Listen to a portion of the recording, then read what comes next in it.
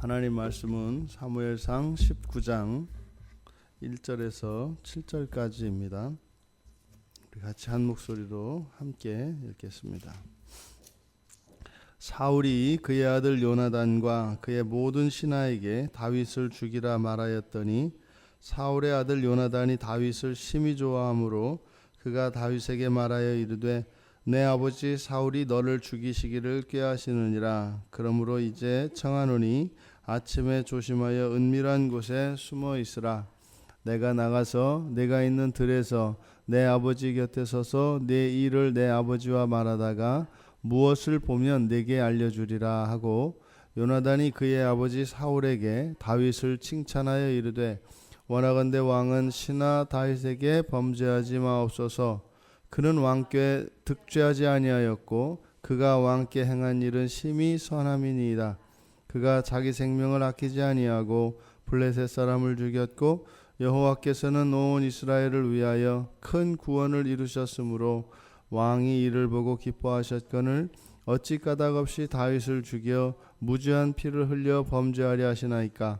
사울이 요나단의 말을 듣고 맹세하되 여호와께서 살아계심을 두고 맹세하거니와 그가 죽임을 당하지 아니하리라. 요나단이 다윗을 불러 그 모든 일을 그에게 알리고 요나단이 그를 사울에게로 인도하니 그가 사울 앞에 전과 같이 있었더라. 아멘. 끝까지 포기하지 않는 사울입니다.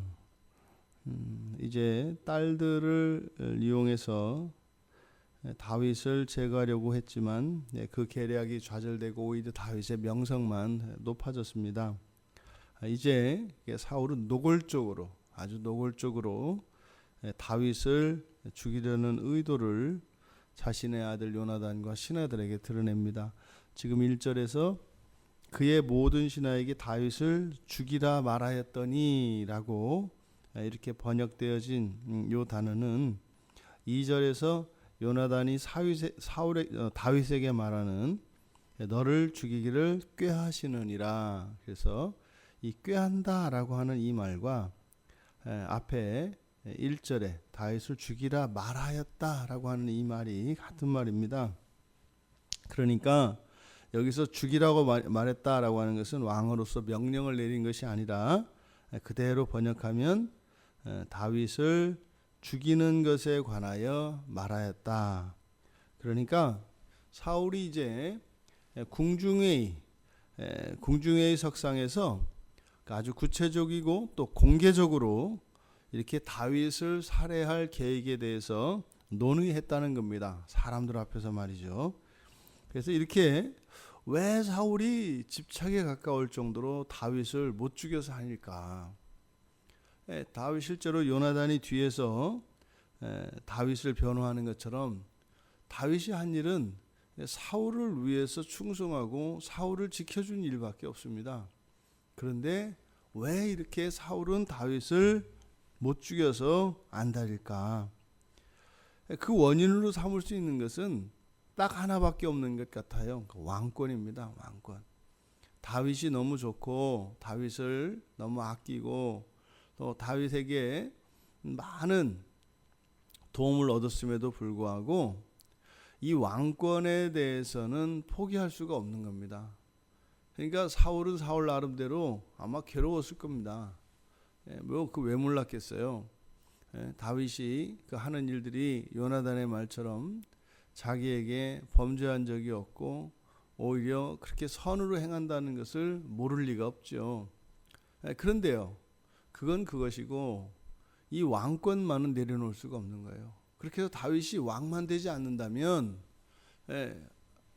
자신의 왕이 다윗에게 넘어가지 않는다면 그러면 다윗하고 얼마든지 다윗을 사랑하고 아껴주고 그렇게 지낼 것인데 사울은 자신의 왕권을 지키는 그것이 그 어떤 것보다 가장 컸기 때문에 그런 것 같습니다. 또 사실 사울이 이렇게 왕이 되려고 하는 것은 단지 자기 자신만의 문제이겠습니까?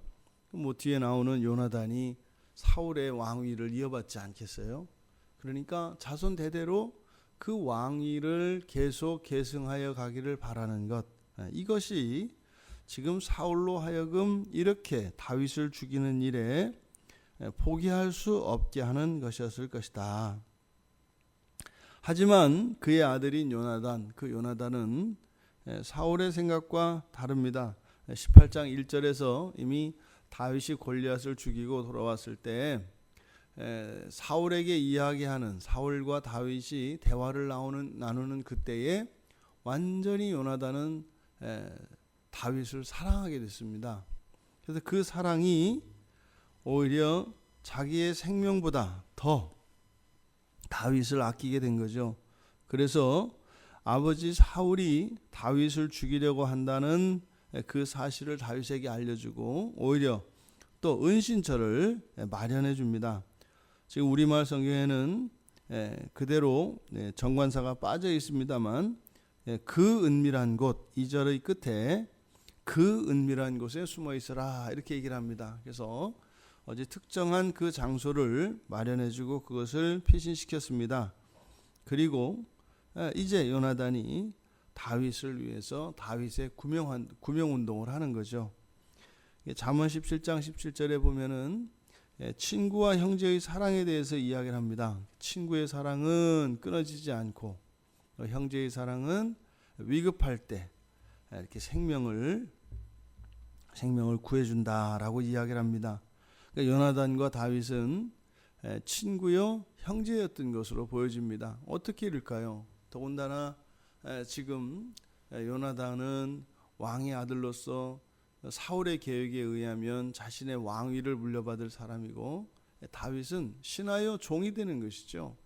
그런데 이렇게 왕과 왕이 될, 그러니까 왕자와 신하 사이에 친구가 되고 형제가 되는 일이 어떻게 일어날 수 있겠습니까? 일어날 수 없는 일이죠. 신분을 뛰어넘고 말이죠. 또 사실은 요나단의 입장에서 보면은 그 왕위가 만약에 다윗이 죽고 사울의 뜻이 이루어진다면 자신이 왕이 될 것입니다. 그런데 그 왕의 자리를 가져가게 될 다윗, 오히려 그 다윗을 위하여 자기 자신이 누리게 될 그 왕권까지 포기하고 있는 거죠. 그리고 오히려 지금 도와주고 있는 것을 봅니다. 이렇게 요나단과 다윗의 사이가 친구가 되고 형제가 될 수 있었던 것, 그것은 바로 사랑이죠. 이 사랑은 신분과 이 모든 인간 사이에 있는 장벽들을 허물어 버리는 것이 사랑입니다. 그러니까 우리가 죄의 결과를 분열과 단절이라고 이야기하지 않습니까? 관계의 파괴라고 이야기하지 않습니까?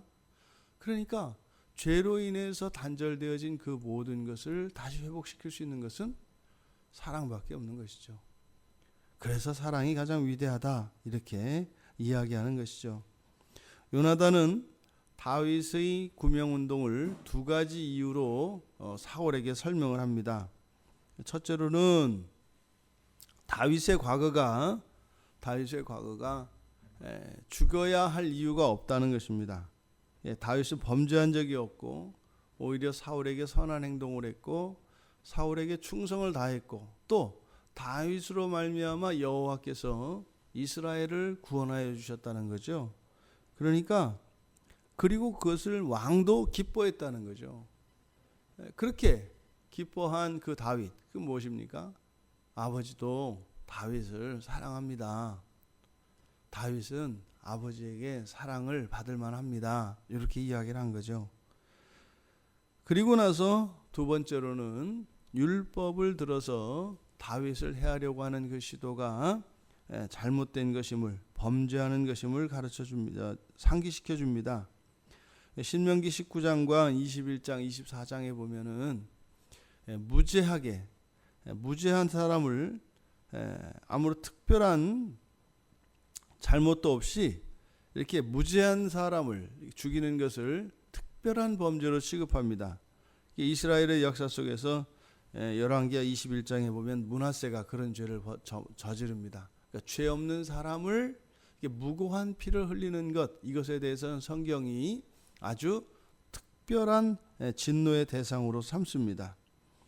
그러니까 율법을 들어서 요나단이 사울에게 그렇게 하지 말 것을, 그렇게 했을 경우에 사울에게 임할 하나님의 특별한 진노에 대해서 이야기함으로써 경고를 합니다. 사울이 알아듣습니다. 자신이 그렇게 왕권보다 왕권에 집착해서 다윗을 죽이려고 했던 그 사울도 잠깐 그 왕권에 대한 집착을 내려놓고 다윗과 자신의 관계를 생각해보고 또 자신과 하나님의 관계를 생각해 보았을 때 다윗을 죽이려고 하는 이 일은 부당한 것이고 악한 것이며 범죄라고 하는 것을 깨닫습니다. 그래서 사울이 이제 다윗을 다시 불러서 예전의 모든 신분과 그런 관계를 회복하고 사울 앞에 다윗이 전과 같이 있었다, 이렇게 이야기합니다. 사랑이 참으로 위대합니다. 이렇게 죽이려고 하는 그 사르이조차도 또 요나단과 다윗의 관계에서 보여지는 것처럼 이러한 신분의 장벽을 뛰어넘는 것이 사랑입니다.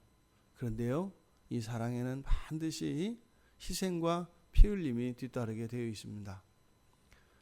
지금 이 본문에서는 요나단이 다윗을 단순히 사랑하는 것으로 되어 있습니다만 사실은요, 이때 당시의 사회상에서 왕이 하려고 하는 일을, 더군다나 그것이 또 아버지예요. 아버지가 하려고 하는 일을 반대하고 방해하고 있습니다. 그것은 거의 자기 자신의 생명을 내놓은 것이죠. 예수 그리스도께서 우리들을 사랑하신 것, 우리를 형제라 부르시고 친구라 부르신 것, 그것은 바로 사랑 때문입니다. 다른 무엇이 아닙니다. 하나님은 사랑이시기 때문에 요나단에게서 보여지는 이 사랑은 장차 하늘 보좌를 버리시고 이 땅에 오실 그 예수 그리스도의 이 세상에 있는 사람들을 향한 그 하나님의 무차별적인 그 사랑에 대해서 보여지고 있는 것입니다. 하나님은 우리를 자녀 삼으셨습니다. 또 성자 하나님이신 예수 그리스도께서는 우리들을 친구 삼으시고 형제 삼으셨습니다. 그것은 거저 주는 것이 아니라, 그저 우리를 사랑하는 것이 아니라 예수님께서 당신이 받으실 그 영광과 존귀를 버리시고 우리들을 사랑하신 것입니다. 그것이 오늘의 우리의 삶입니다. 주님께서 당신의 모든 것을 다 포기하시고 주신 그 삶, 그 영광이 우리들의 오늘 하루라는 것이죠. 그래서 우리는 예수 그리스도를 대신하여 그리스도를 따라 살아가야 하는 것이 마땅한 도리입니다. 도리를 알고 은혜를 안다면 우리들의 삶이 그래야 하는 것이죠. 부디 오늘 하루의 삶이 우리를 사랑하신 그 그리스도의 사랑, 신분을 뛰어넘는, 신성과 인성을 뛰어넘는 그 사랑, 그 그리스도의 사랑으로 오늘 하루 우리들이 또 그렇게 주님을 닮아 이웃을 사랑하며 세상을 사랑하며 살아갈 수 있는 복된 날이 되기를 주님의 이름으로 축원합니다. 하나님 아버지, 요나단과 다윗 사이에 있었던 도저히 현실적으로는 불가능한 이러한 사랑을 저희들이 보았습니다. 또한 그 사랑을 저희들이 덧입었습니다. 예수 그리스도께서 저희들을 구원하여 주셨고 저희들을 구원하시기 위하여 하나님의 영광뿐만 아니라 생명마저도 내어주셨습니다. 그 사랑에 빚진 자, 그 은혜를 잊지 않게 하시고 주님이 저희들에게 그러하셨듯 저희들 또한 주님을 닮아 살아가는 이 한날이 되게 하여 주시옵소서. 감사하며 예수님의 이름으로 기도드리옵나이다. 아멘.